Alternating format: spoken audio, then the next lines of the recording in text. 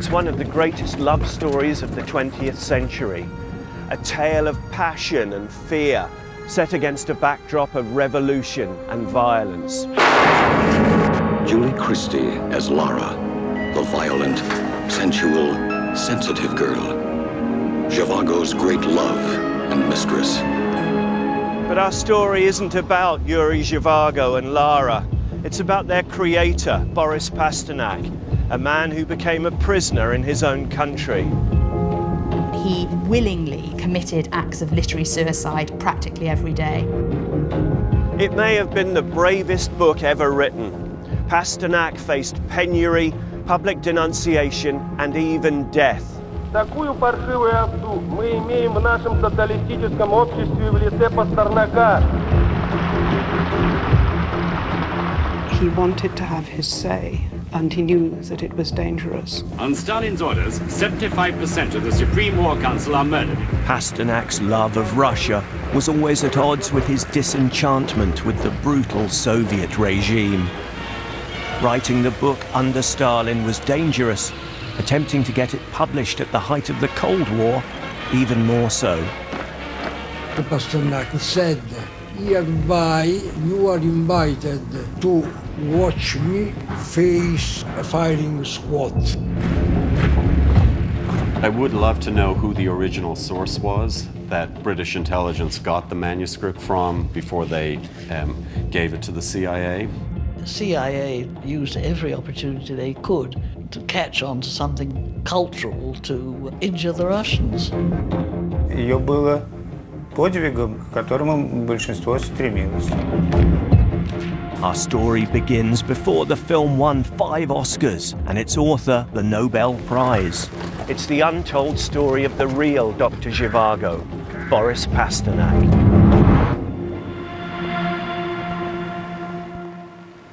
Pasternak's only novel, Dr. Zhivago, bears witness to one of the greatest moments of the 20th century, the Russian Revolution, and was immortalized in David Lean's epic film.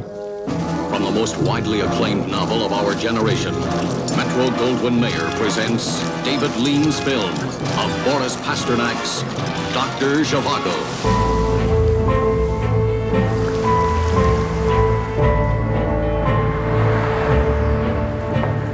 It was on the streets of Moscow that Boris Pasternak grew up, and he witnessed the birth throes of the Russian Revolution 100 years ago. The book was Pasternak's attempt to personalize what he experienced and witnessed through this momentous time. An early scene in the film echoes Pasternak's own feelings towards the beginnings of the revolution, as imperial cavalry charge a peaceful protest march, all seen through the eyes of Yuri Jaivago.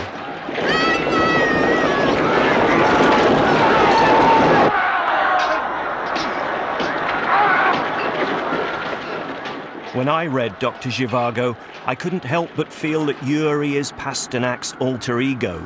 Yuri, too, is a poet, tormented by his great loves for the women in his life and for Mother Russia, where to this day, Pasternak is still held in high regard as a writer. I welcome you on a tour devoted to Boris Pasternak.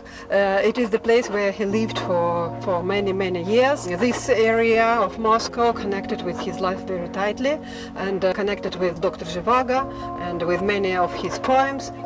I've joined a tour tracing Pasternak's early footsteps in Moscow, run by Anna Sergeyeva-Klatis, a Russian Pasternak scholar and lecturer at Moscow State University. Anna, sorry to interrupt. Sorry, everybody. This is a great turnout this evening. What does that say about the popularity and the interest in Pasternak in Russia now? Because he's a great writer. Is that true? Do we all agree? Это правда. Boris was Muscovite from his head to his toes. He spoke like a Muscovite and he moved like a Muscovite. He loved Moscow, and Moscow reflected in many of his poems. He left Moscow for very short periods. He spent all his life in Moscow. What would you say is interesting about Boris's upbringing? It was quite bourgeois, middle class, wasn't it? His family was an artistic family.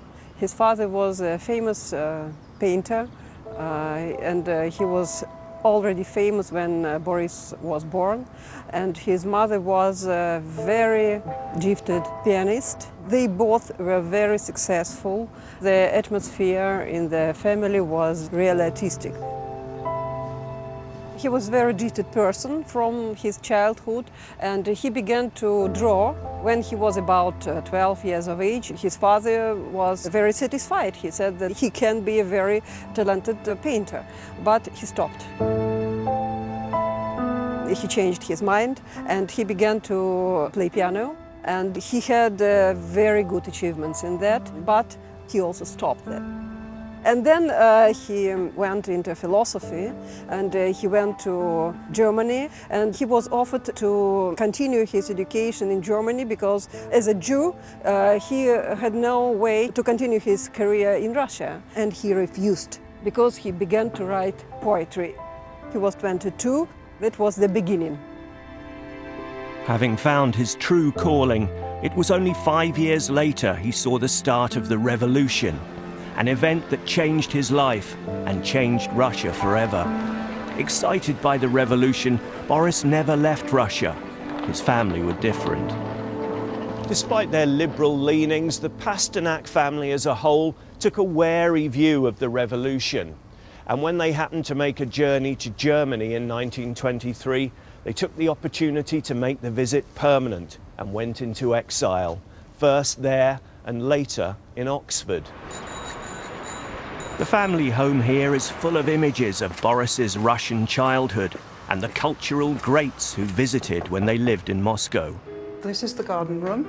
Being part of the intelligentsia and cultural aristocracy, the family had many stellar visitors, painted and drawn by Boris's father. This one you might recognize. This is Rachmaninoff at the piano. But for Boris, one visitor to their Moscow home stood out more than any of the others. Boris remembers as a child being woken by the sound of a piano being played solo by his mother and stumbling out into a room that was full of people, including Tolstoy, who was listening to the concert that she was giving in their house. This is Tolstoy in his family estate, reading one of his manuscripts. For Boris, Tolstoy was a moral example and an artistic example. Tolstoy was interested in the peasantry, the common life. And you can see this in Jievago, where Boris is also interested in the language of peasant culture, which he uses. So there was a strong feeling of compassion for the underclass, which Boris inherited. Before the revolution, Tolstoy chose to stay in Russia and was a thorn in the side of the Romanovs. Now for Pasternak, also feeling compelled to remain in his motherland, meant that he would be expected to be loyal to the new Soviet regime.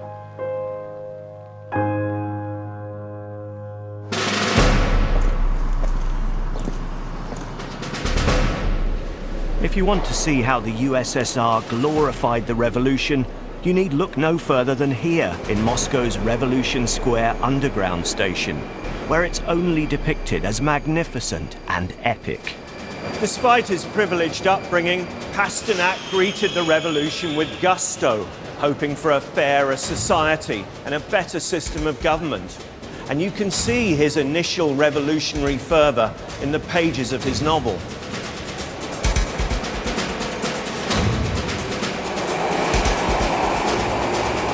The revolution broke out willy-nilly, like a breath that's been held too long.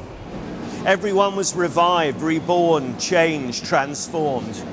You might say that everyone has been through two revolutions, his own personal revolution as well as the general one.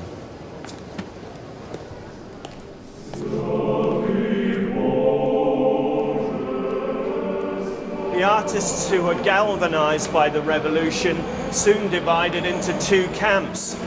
There were those who supported the state and produced wholesome propaganda like this, Others, like Pasternak, remained neutral, but in doing so, he made himself a target. In 1922, Trotsky summoned Pasternak to his office and demanded to know what his poetry meant and why he didn't write about social themes. And when Yuri's captured in Dr. Zhivago by the Red Army, it's clear the scene reflects Pasternak's and other writers' fears. Yes. I used to admire your poetry. Thank you.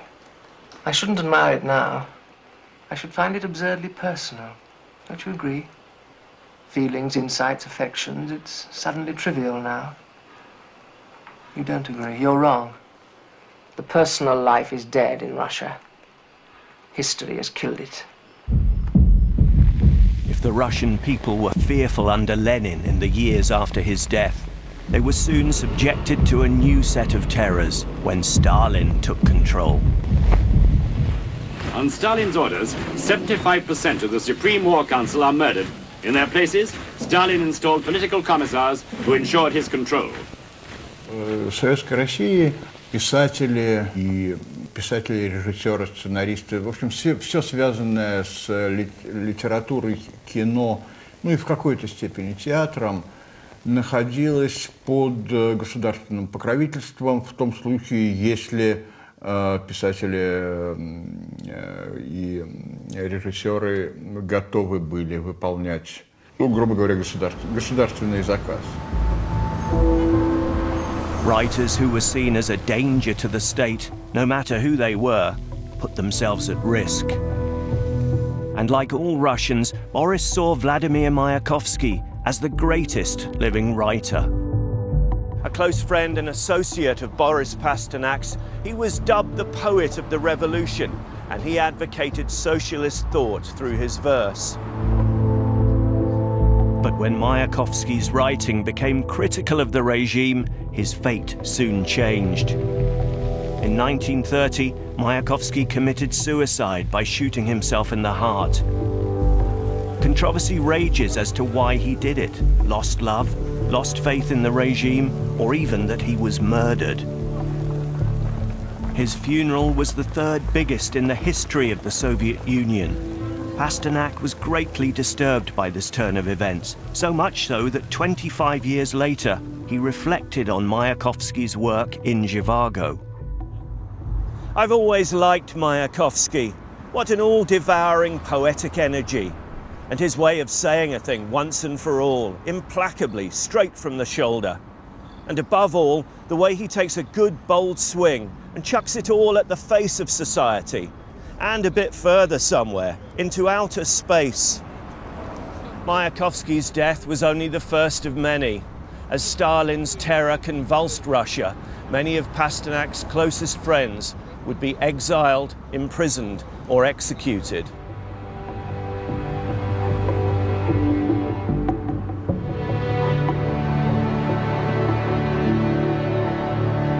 Like all writers of the time, Pasternak had to think of his own fate in the face of what was going on all around him. The years of Stalin's terror were among the most tortuous for Pasternak and his countrymen.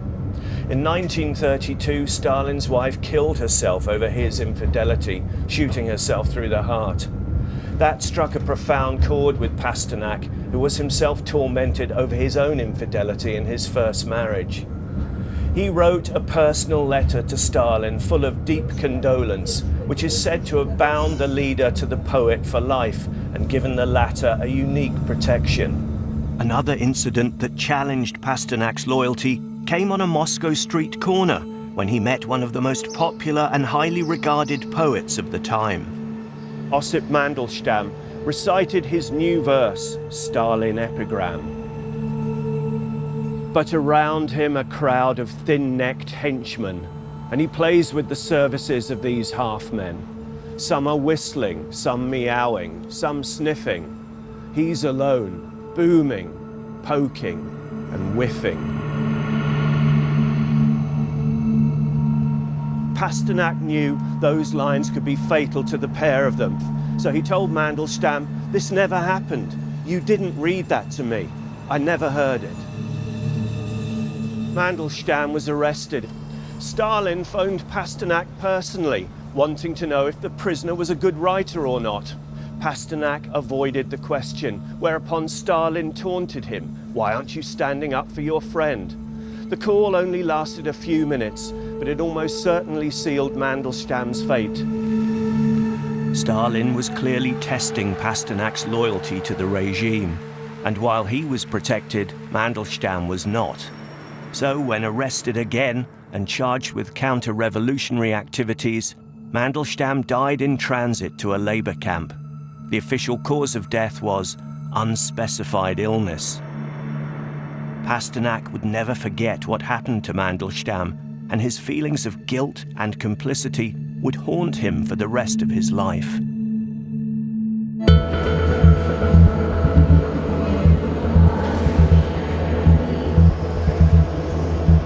I'm leaving Moscow by train to take a trip to the country to see the next trick Stalin had up his sleeve.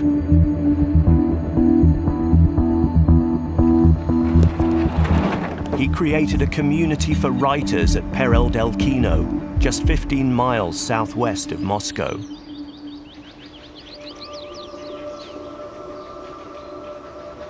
Well, we're only a few minutes by train outside Moscow, but the difference is palpable. Away from all that smog and stress and pollution, here we're serenaded by birdsong in this sun-dappled wood. And you have a sense of what this might have meant for Pasternak, to connect to the Russian countryside, so important in the literary canon, and to the Russian soul.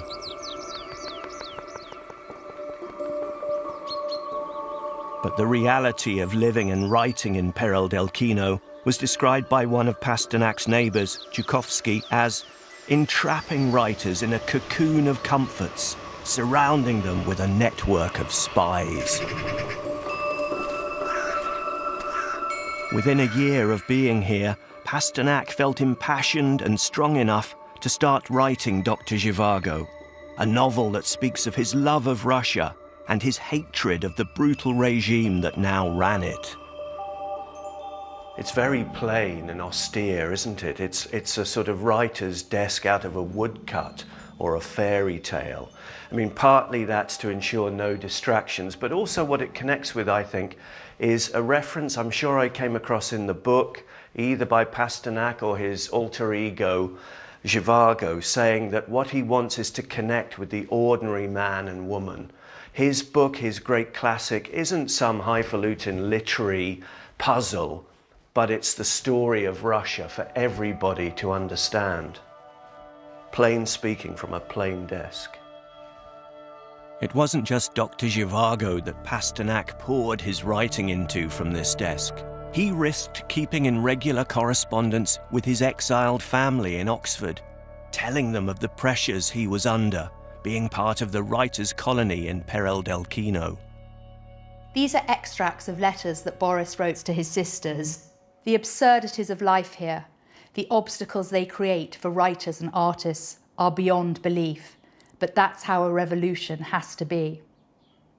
In his letters to his sisters, as far as he's able, knowing, of course, that all his letters were probably being intercepted and read by the Soviets at that time, he talks about the incredible struggle to write his truth about a regime when, of course, that was absolutely not the thing to be doing.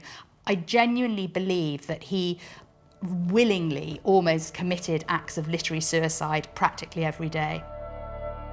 Pasternak carried on writing Dr. Zhivago in the idyll of Perel-Delkino when suddenly his and Russia's worlds were turned upside down. The domestic terrors of Stalin's regime abated when history took an unexpected turn. Russia entered the Second World War, joining the fight against Nazi Germany. Stalin called it the Great Patriotic War. Pasternak saw it as a real chance for a new dawn for Russia and became a fire warden, defusing the bombs that fell on Moscow. He even visited the front line to read his poetry to the troops. But his hopes for a new Russia were short-lived.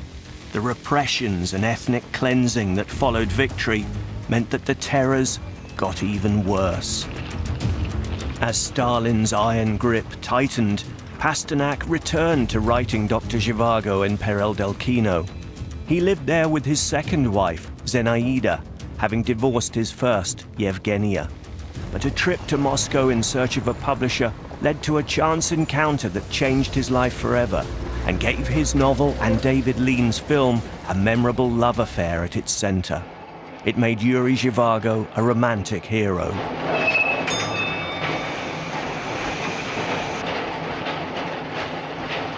This scene is a direct reference to Pasternak's visit to the offices of the state literary magazine Novy Mir.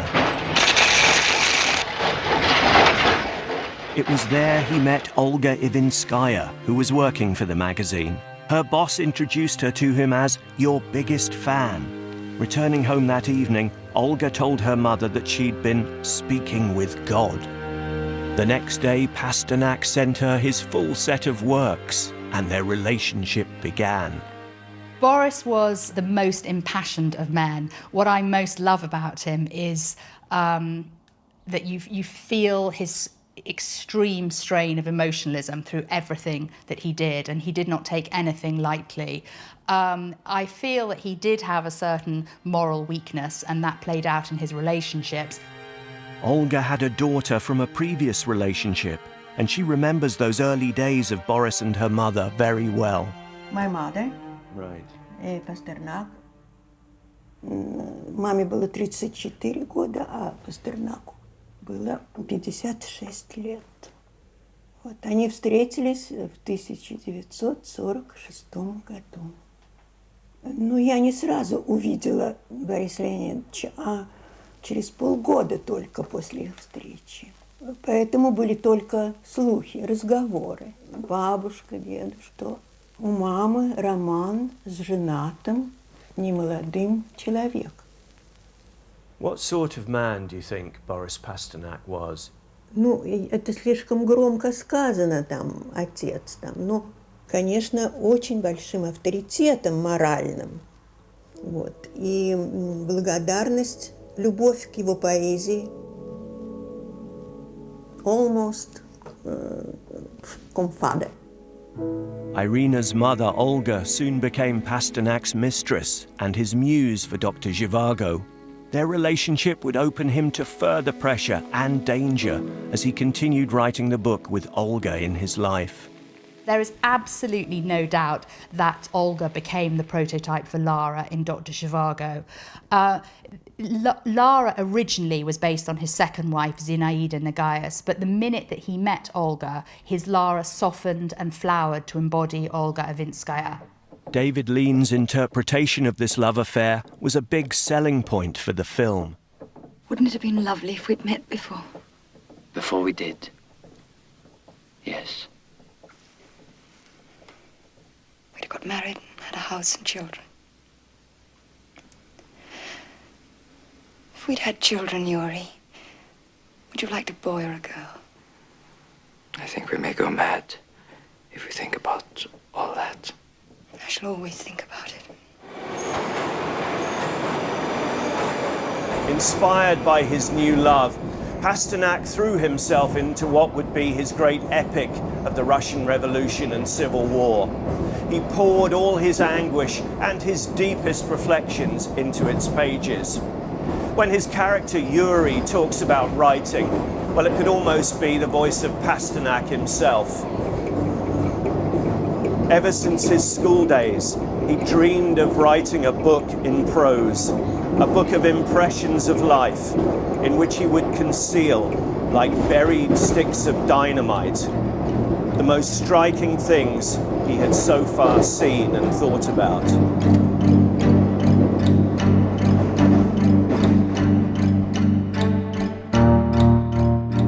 There have been writers who have said that Zhivago is less a novel than an autobiography of a poet. It was his political beliefs that he channeled through the character of Yuri Zhivago. In David Lean's film adaptation, the scene between Yuri and his half-brother, played by Alec Guinness, shows Pasternak's political intentions. You lay life on a table and you cut out all the tumors of injustice. Marvelous. I told him if he felt like that, he should join the party. Ah, But cutting out the tumors of injustice, that's a deep operation. Someone must keep life alive while you do it, by living. Isn't that right? I thought then it was wrong. He told me what he thought about the party, and I trembled for him. He approved of us, but for reasons which were subtle, like his verse. As he carried on writing Zhivago, the threats towards Pasternak soon became more direct and personal. Pasternak's fear and sense of isolation grew deeper.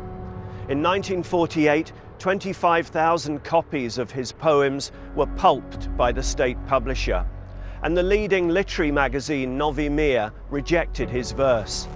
As Pasternak noted dryly, public appearances by me are considered undesirable.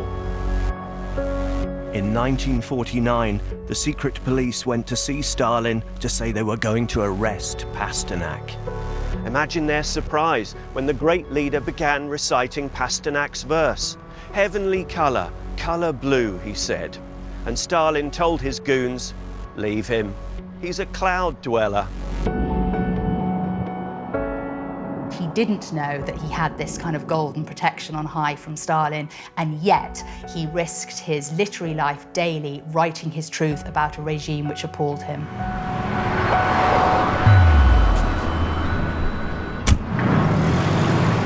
Pasternak's faith in his work was unshakable. He began having readings of it at his dacha and here in Moscow. This was an extraordinary act of bravery or perhaps recklessness on his part. After all, at the time, copies of his poems were being pulped, orders for his arrest were circulating, and yet here he was risking the very act of defiance which had cost his friend Mandelstam his life. Pasternak must have known that informers would be eavesdropping on these readings. Retribution, when it came, was excruciating. The authorities left Pasternak himself alone. Instead, they arrested his new love, Olga Ivinskaya. In 1949, Olga was incarcerated in the notorious Lubyanka prison in central Moscow. На какое-то время. И я прочитала дело мамы. Она вела себя очень мужественно на Лубянке. Они хотели обвинить ее и Пастернака в желании эмигрировать за границу. Они спрашивали о его антисоветских настроениях, потому что, видимо, хотели досье для него. She was put in solitary confinement and she was interrogated nightly over the book that her lover was writing. She was subjected to appalling sleep deprivation with blinding lights in her face, and I think that the authorities thought probably that she would crack very quickly and reveal all. Not once does she ever betray the man she loved. She did discover that she was pregnant while she was in the Lubyanka, and one day she was told that she was going to be allowed a meeting with Boris. So she was absolutely thrilled and put on her favourite crepe de chine polka dot dress, which bizarrely her mother had managed to smuggle into the Lubyanka for her. And in fact, she was driven in a blacked out car across Moscow and taken to another government building where, 6 months pregnant, she was marched up and down flights of stairs and eventually taken down to the basement where she smelt this very strange smell, and these doors open and she was pushed into the Moscow morgue where there were the bodies on zinc top tables under tarpaulin. And of course, because she'd had no contact with Boris, she assumed that he was dead and that those were one of those bodies, and she was left for many hours in the morgue in her silk dress, and of course the next day she miscarried. Unaware of any of this, Pasternak himself was summoned to the Lubyanka, expecting to collect his newborn child. Instead, he was palmed off with some old letters and gifts that he'd given to Olga. It would be months before he learnt the grisly truth. Pasternak was distraught. He told a friend, "Everything is finished now. They've taken her away from me and I'll never see her again. It's like death, even worse." She was sentenced to 4 years hard labour. Pasternak evoked his sense of desolation in Dr. Zhivago when Lara disappears, which David Lean used as one of the closing scenes to his epic interpretation of the novel. One day she went away and didn't come back. She died or vanished somewhere, in one of the labor camps, a nameless number on a list that was afterwards mislaid. That was quite common in those days. Despite these traumas, Pasternak kept writing. If the Soviet tactic was to pressure him to stop, it wasn't working. And then in 1953, Stalin's death heralded a new era of hope and redemption for Pasternak. Olga was released after 4 years, and they rekindled their love affair. Towards the end of the writing of the novel, Olga was typing up the manuscript every afternoon, and it was she who was literally taking bound copies of the manuscript around to publishers. She acted like an editor, a literary agent. She was his stalwart. She watched his back. She absolutely held this man energetically with this love and belief and support, and I think we owe her everything. In 1954, after 20 years' work, Pasternak finished writing Dr. Zhivago in Perel del Kino. He was ecstatic. He wrote, "You cannot imagine what I have achieved. I have found and given names to the sorcery that has been the cause of suffering, bafflement, amazement, and dispute for several decades. Everything is named in simple, transparent, and sad words. I also renewed and redefined the dearest and most important things: land and sky, great passion, creative spirit, life and death." If Boris's feelings about Mother Russia were clear, so too were his enduring feelings towards the Soviet regime in the pages of Dr. Zhivago. I don't know of any teaching more self-centered and further from the facts than Marxism. Ordinarily, people are anxious to test their theories in practice, to learn from experience. But those who wield power are so anxious to establish the myth of their own infallibility that they turn their backs on truth as squarely as they can. Politics mean nothing to me. I don't like people who are indifferent to the truth. Despite such bold passages, Pasternak was still confident his book would be published, and he submitted it to the state publisher, Novy Mir. Advertisements even appeared forecasting the imminent arrival of the book, but then the Soviets moved the goalposts. In September 1956, Novy Mir turned the book down on ideological grounds. Pasternak was torn between his desire to see his book published and his fear over the possible repercussions. He now realized that if Dr. Zhivago was ever to see the light of day, he would have to look beyond Russia for a publisher. The Soviet loss of the book was about to become a wonderful opportunity for the West. As luck would have it, an Italian publishing house with links to the Communist Party had a man in Moscow at the time, and he got wind of Dr. Zhivago and liked the sound of it. That man would go on to be one of the most important go-betweens in literary history. He's still alive, 95 now, and lives in a village north of Rome.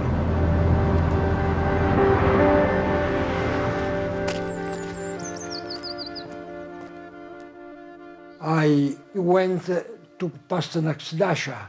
I told Pasternak that Dr. Zhivago was a very interesting for my publisher Feltrinelli, a militant of the Communist Party. What happened next? He had rented the house, and after 1 minute came with a big package in tow. This is Dr. Zhivago, made to make a trip around the world.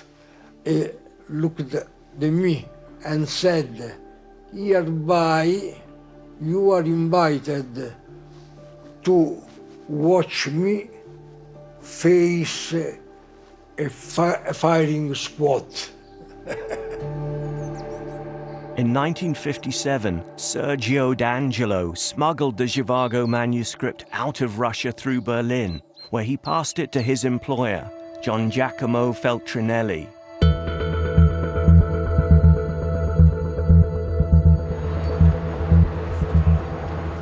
The Feltrinelli Foundation in Milan is now run by his son, Carlo.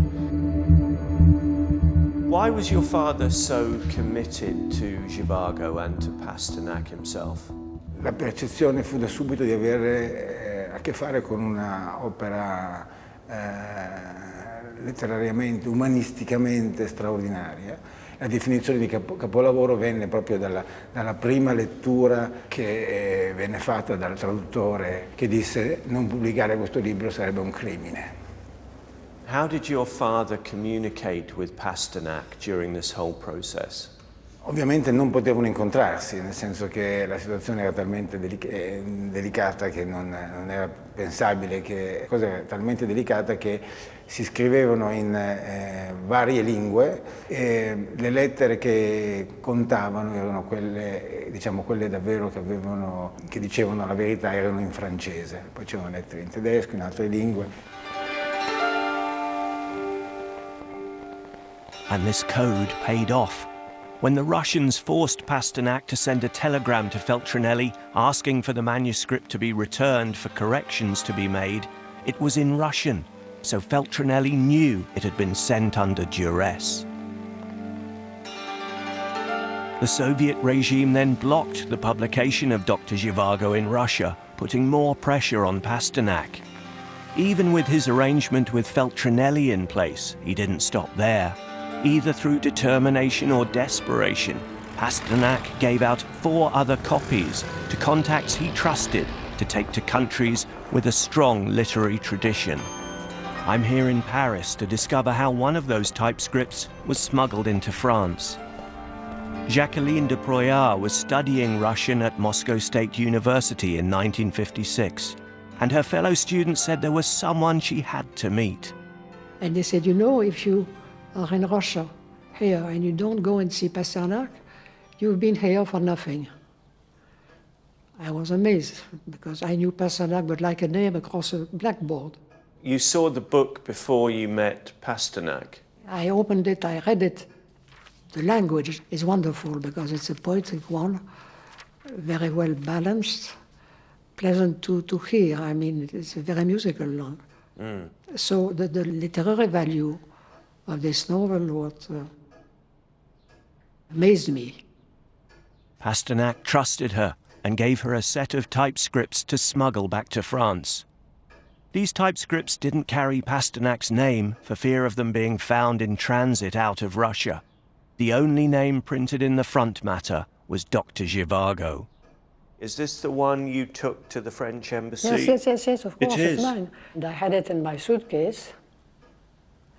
And I put it in a certain way in my suitcase. And when I came back, I opened my suitcase and the book was not at all at the same place. Oh, so somebody had opened your suitcase. Yes, of course, and the housekeeper. But they didn't remove it. They saw it. They saw it. Maybe they opened it, they saw no name.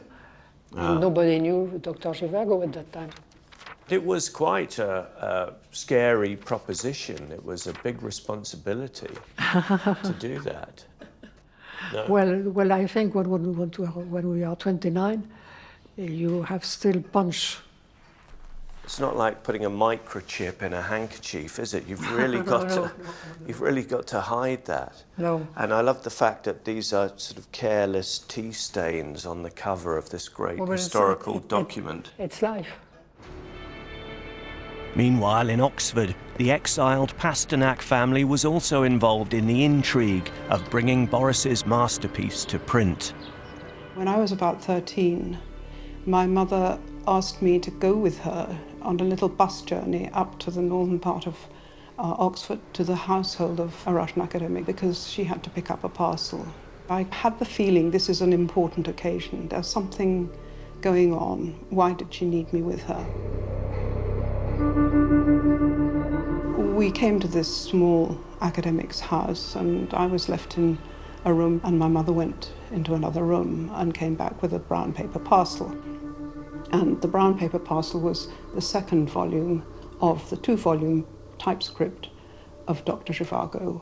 And what was the plan? What was your mother meant to do? Boris wanted her and his sister to read it, and it was guarded ferociously by them. There was a controversy on whether it would be dangerous for Boris to have it published or not. And it clearly was dangerous for Boris, but on the other hand, Boris had put the last 20 years of his life working on it, and he wanted to have his say, and he knew that it was dangerous. Despite the best efforts of the Kremlin and the Italian Communist Party to get the typescript back from Feltrinelli in Milan to censor, Feltrinelli got the book published first in November 1957, giving him the global copyright. So great was the demand for Dr. Zhivago that he licensed rights in 18 different languages in advance of the novel's publication. Dal momento che il libro appare è un successo immediatamente enorme in Italia, tutti gli editori internazionali si rivolgono a Feltrinelli per avere I diritti di traduzione. No Russian writer had gone round the state control of published works before, and this especially infuriated the new Soviet premier Nikita Khrushchev. Значит, главный скандал был не столько по тексту романа, сколько потому, что он вышел за границей. И это бесило и Хрущева, и всю писательскую верхушку. Повторяю, Пастернак никогда не думал, что он пишет что-то антисоветское. Он хотел писать просто правду.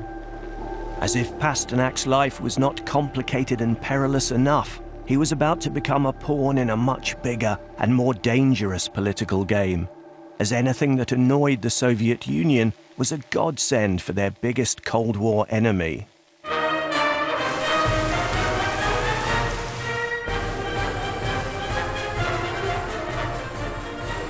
The book came to the attention of the CIA, who wanted to make sure copies got into the hands of ordinary Russians.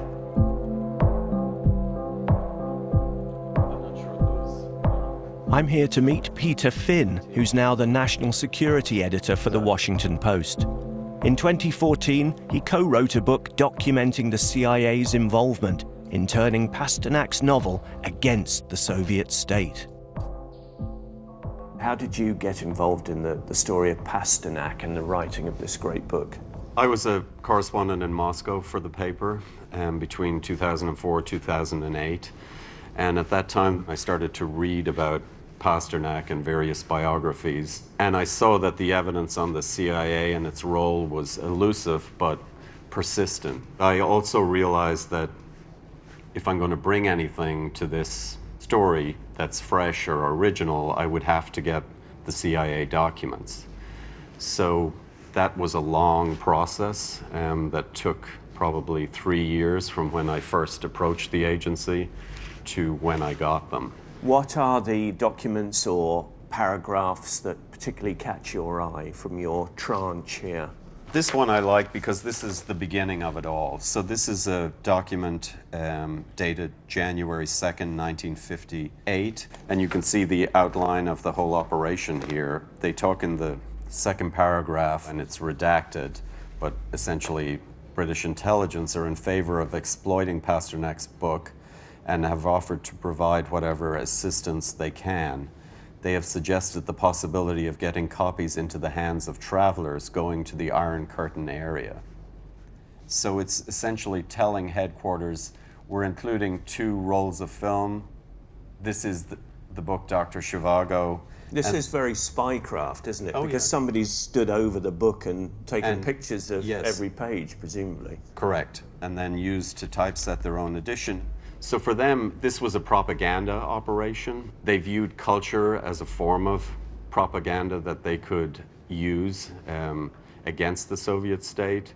These were not, they may have had very fine literary tastes, but they weren't doing this for literary or philanthropic reasons. They were doing this for political reasons.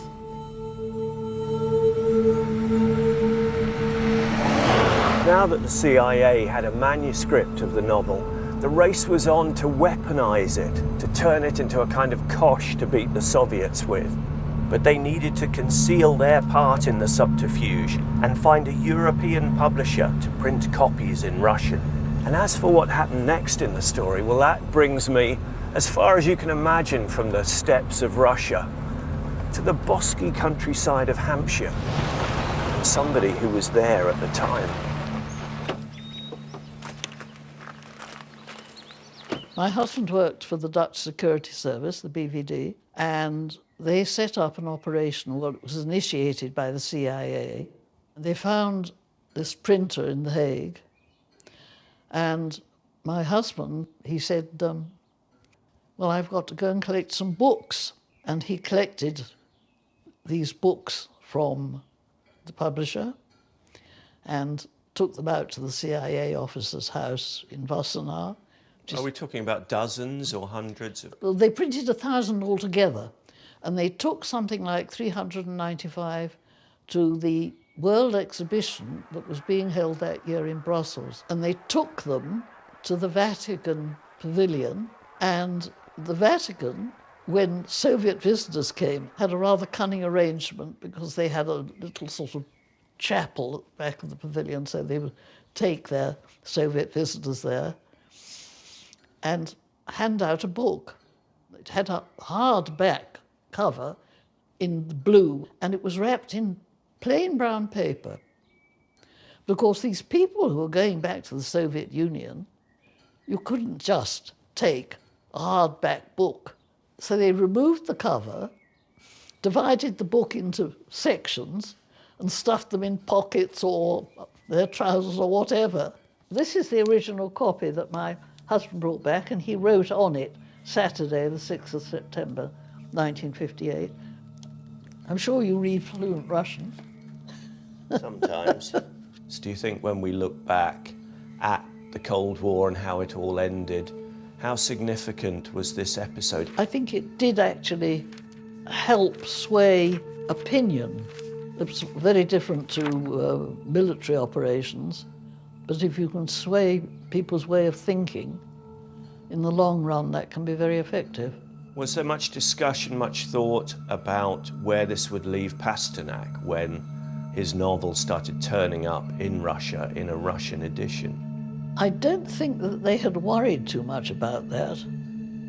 They were too keen on embarrassing the Russians.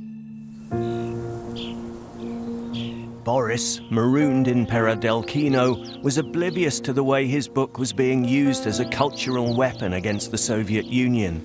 But on the 23rd of October 1958, a very important announcement was made, shattering the relative calm in the household. It proved to be yet another major embarrassment for the Russian state. Imagine the elation bursting into this quiet rural retreat the day the telegram arrived in 1958, telling the isolated, frustrated author that he'd won the Nobel Prize, and here he is sharing that moment of triumph. But that sense of triumph was short-lived when Pasternak found himself confronting an exquisite and somehow rather Russian dilemma.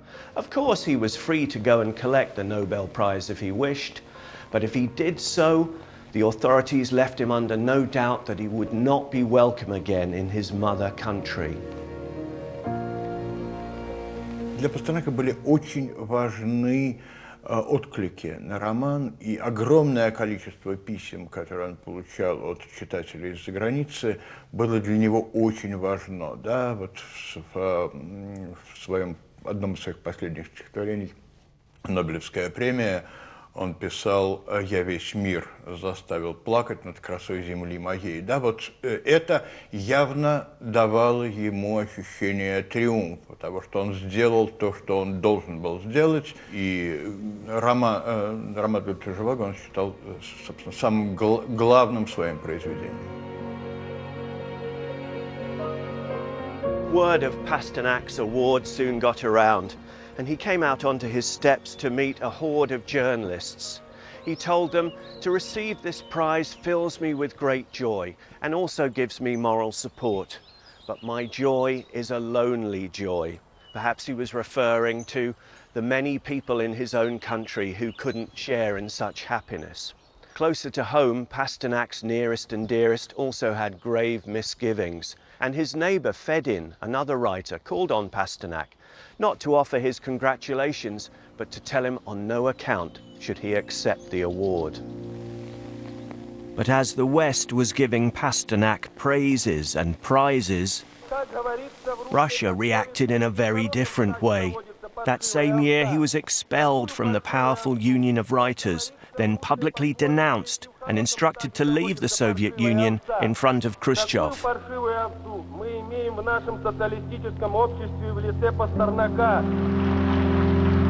This added to the pressures on Pasternak, and again the regime turned to his lover Olga to reinforce that.